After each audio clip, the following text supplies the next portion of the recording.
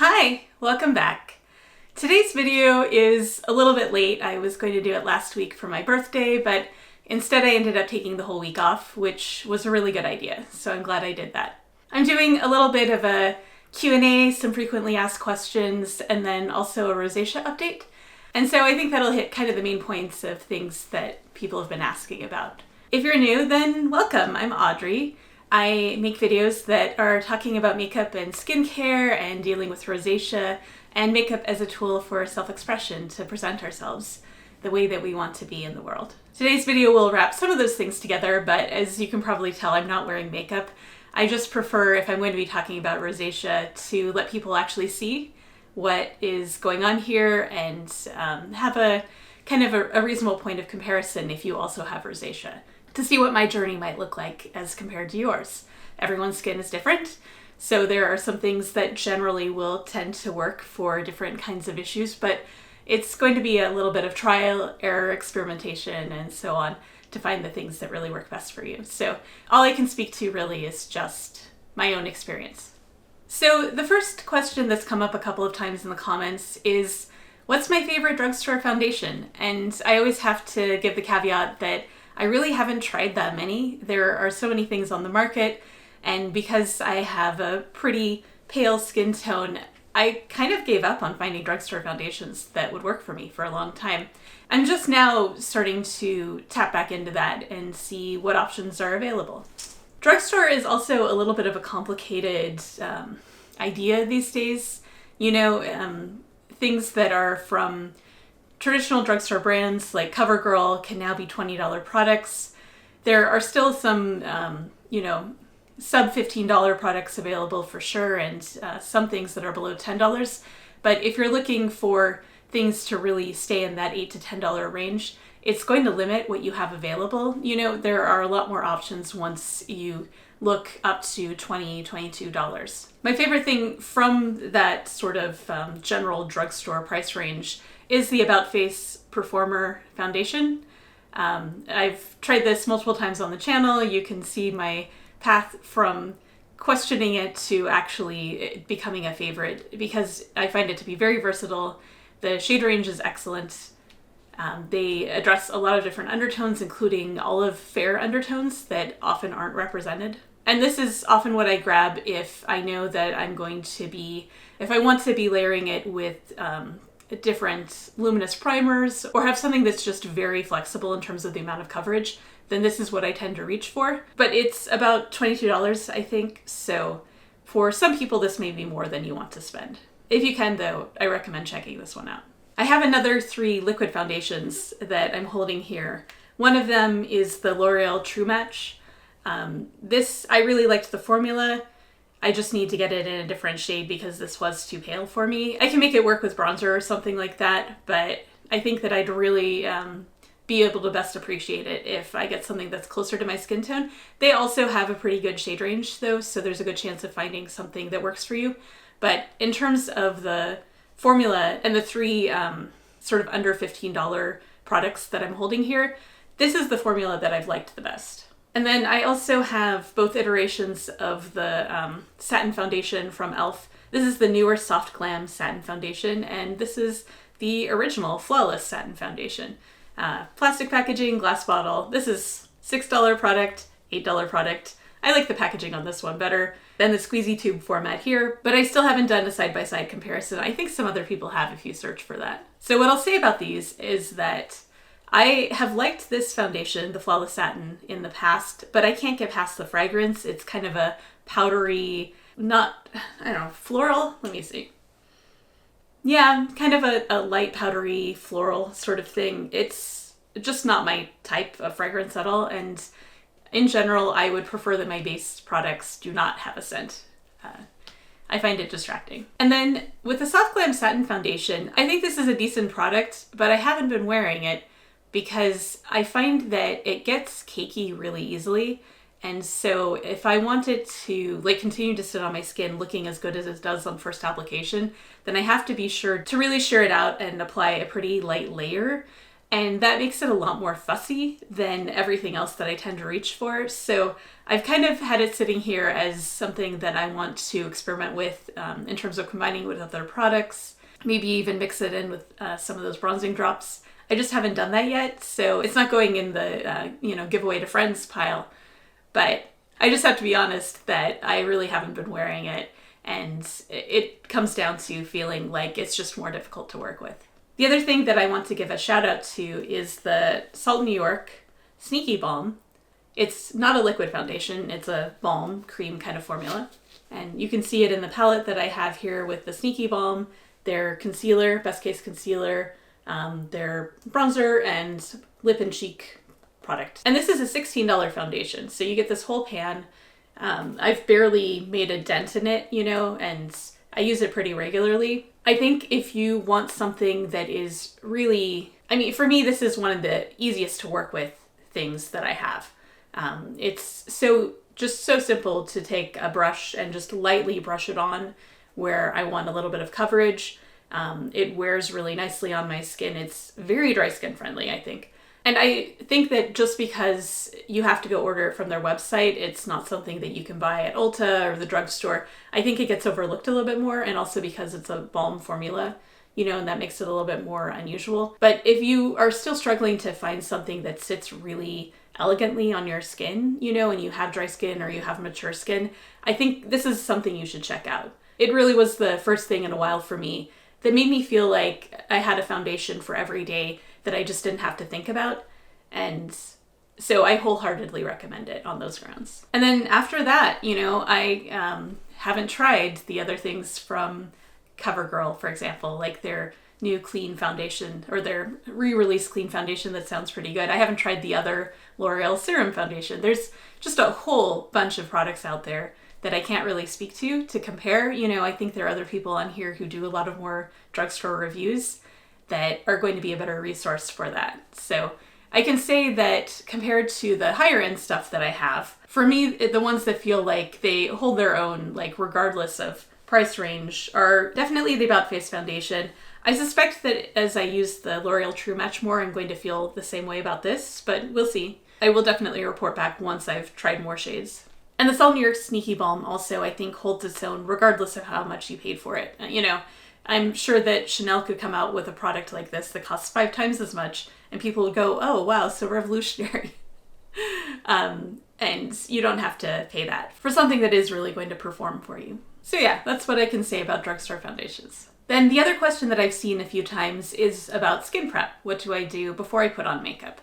And for dry skin, for mature skin, when you have trouble with the way that makeup can sit on your skin in a flattering way, the things that you wear under it are so critical, And I think that if you've found that over time products aren't working for you the way that they used to, you might need different products, but you also just might need to change what you're putting on underneath, in terms of finding different moisturizers, finding a sunscreen that doesn't turn, too greasy on you or, pill up or whatever. And experimenting with that part of things before you go and you buy like 8 different foundations, hoping that one of those is going to work. There's a good chance that just by changing what you put on your skin to start is going to make a difference. There's also tons of primers that can produce different effects. For me, what's been the most useful is just to stay simple with a moisturizer and a sunscreen.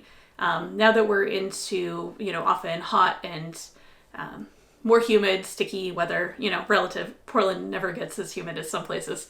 I've been using the Rhode Glazing Milk a lot as just sort of a lightweight moisturizer on its own under my sunscreen, and that's what I did today.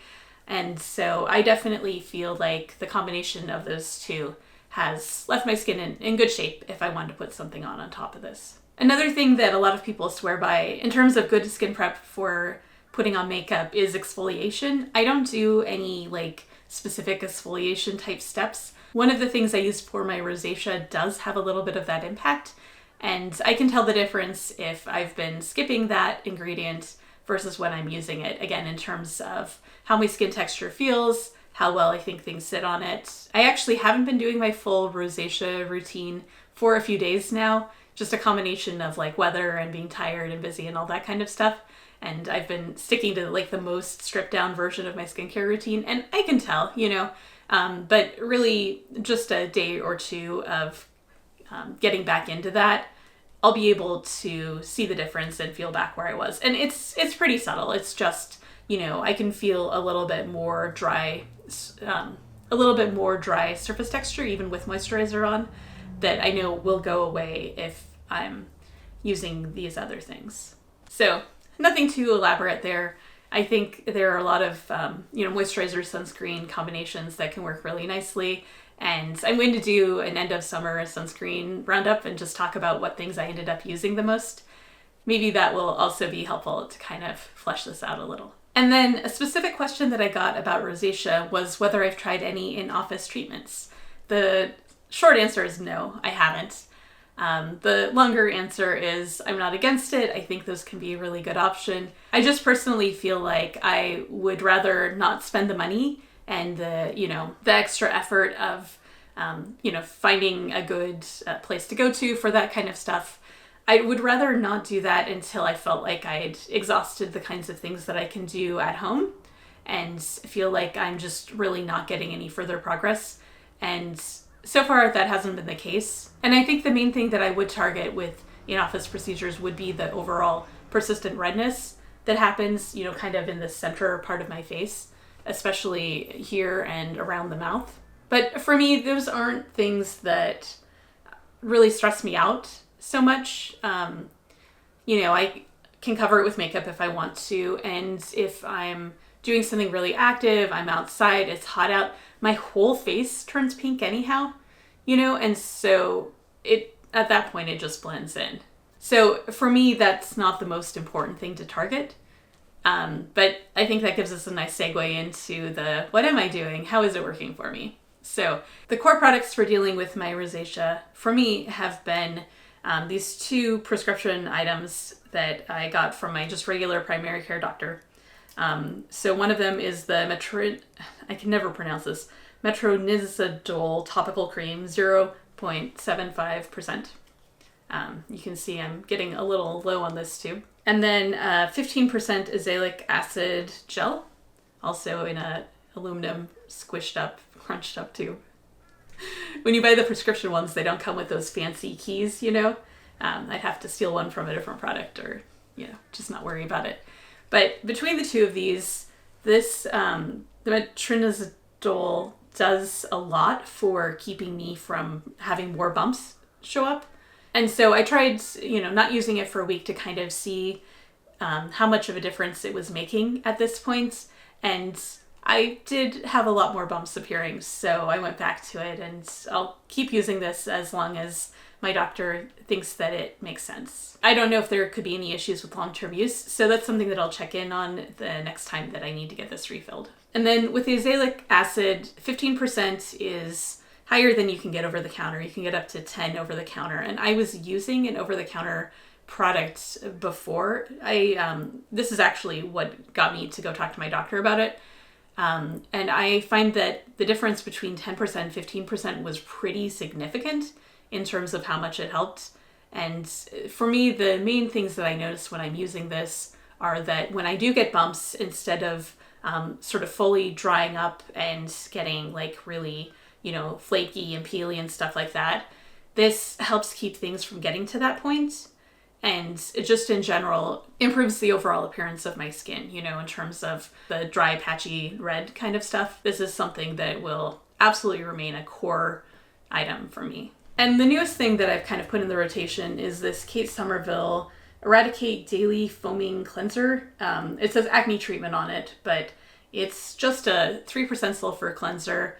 A lot of products say acne, but they're actually also good for rosacea too. You just have to check for things that might be, drying, or things that might be drying, or ingredients that you might be more sensitive to.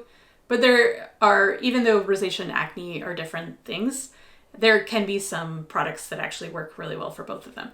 So the reason that I wanted to try this was that I thought that maybe it would also help with how much I get new bumps. And I do think that that's been the case. That overall, I feel like like, I'm just not having, when bumps come up, they don't get nearly as like red and inflamed and kind of, sticking around. Like these two things together, I think, have just absolutely cut down on the amount of that, like those rosacea bumps that keep showing up. Now, it hasn't completely gotten rid of it. As you can see, I do have some, over the last couple of weeks, it's been hotter. Even when I do my skincare and put everything on, it's not going to stay put in the way that it might in cooler weather. And thankfully, I think we're only at 70 degrees right now, which is great.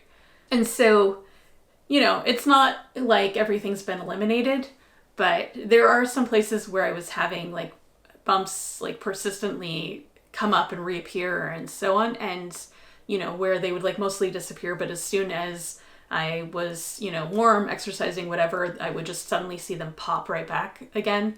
A lot of that stuff has gone away, including in some spots that I really had started to feel like might just, I might just be stuck with them without going for, an in-office procedure or something like that.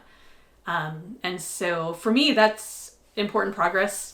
That is absolutely continuing to push things in the direction that I want them to be.